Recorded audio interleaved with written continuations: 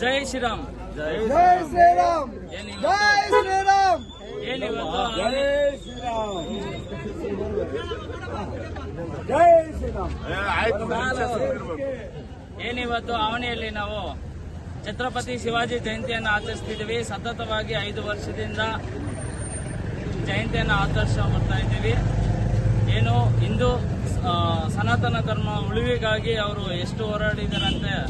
ಒಂದು ಸಂಭಾಜಿ ಮಹಾರಾಜ್ ಆಗಿರ್ಬೋದು, ಶಿವಾಜಿ ಮಹಾರಾಜ್ ಆಗಿರ್ಬೋದು, ತುಂಬಾ ಜನ ಹಿಂದೂ ಸಮಾಜಕ್ಕೋಸ್ಕರ ಅವರ ಪ್ರಾಣ ತ್ಯಾಗವನ್ನು ಮಾಡಿದ್ದಾರೆ. ಅವರಿಗೆ ಒಂದು ನಮನ ಸಲ್ಲಿಸಬೇಕಂತ ಈ ದಿನ ನಾವು ಶಿವಾಜಿ ಜಯಂತಿಯನ್ನು ಆಚರಣೆ ಮಾಡ್ತಾ ಇದ್ದೀವಿ.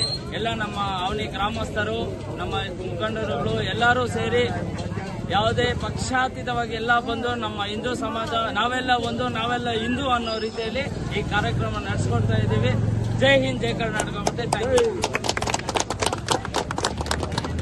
ಇವತ್ತೇನು ನಮ್ಮ ಹಿಂದೂ ಸಾಮ್ರಾಜ್ಯದ ನಮ್ಮ ಹಿಂದೂ ದೊರೆ ಶಿವಾಜಿ ಮಹಾರಾಜರ ಜಯಂತಿಯ ಶುಭಾಶಯಗಳನ್ನು ಕೋರ್ತಾ, ಅದೇ ದಿನ ನಮ್ಮ ಸಹೋದರ ಶರಣರವರ ಹುಟ್ಟುಹಬ್ಬಕ್ಕೂ ಕೂಡ ಶುಭಾಶಯಗಳನ್ನು ಕೋರ್ತಾ, ಇವತ್ತು ಏನು ನಮ್ಮ ಆವಣಿ ಗ್ರಾಮದಲ್ಲಿ ಮೊದಲಿಗೆ ಶಿವಾಜಿ ಮಹಾರಾಜರ ಜಯಂತಿಯನ್ನು ಆಚರಣೆ ಮಾಡೋ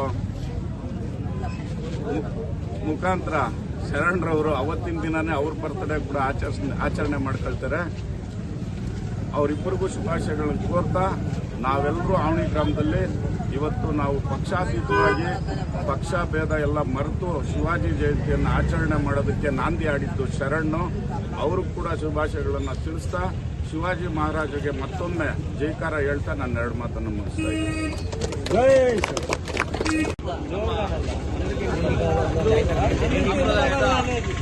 ಹೀರೋ ಅಂತಾನೆ ಹೇಳ್ಬೇಕು. ಅವರು ಛತ್ರಪತಿ ಶಿವಾಜಿ ಅವರು ಒಂದು ಹುಟ್ಟುಹಬ್ಬವನ್ನು ಆಚರಣೆ ಮಾಡುವ ಮುಖಾಂತರ ಆವಣಿಯಲ್ಲಿ ನಮ್ಮ ಶರಣರವರು ಪ್ರತಿ ವರ್ಷ ಅವರು ಇದೇ ರೀತಿ ನಡೆಸ್ಕೊಡ್ತಾ ಇದ್ದಾರೆ.